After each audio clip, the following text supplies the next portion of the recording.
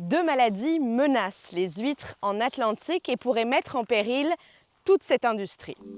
Ces deux maladies, ce sont la MSX et la dermo. Elles sont causées par des parasites qui s'attaquent aux huîtres, diminuent leur taux de croissance et les font mourir en grand nombre.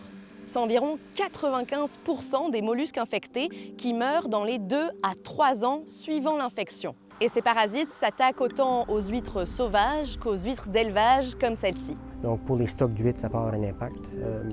C'est toujours important de noter qu'il n'y a aucun impact pour la salubrité des aliments. Donc les huîtres là sont encore parfaitement bonnes à consommer. La crainte pour les ostréiculteurs, c'est que les maladies ravagent les cultures. Surtout que les maladies progressent très rapidement. Elles touchent maintenant toute l'île du Prince-Édouard, la côte acadienne du Nouveau-Brunswick jusqu'à Neguac et ont été retracées pour la première fois en Gaspésie au début de l'été. C'est une menace extrême. C'est des coûts faramineux, là, on peut s'entendre. Dans les pires scénarios, c'est une perte totale pour un certain nombre d'années, jusqu'à temps qu'on a l'établissement de stocks résistants à ces maladies-là.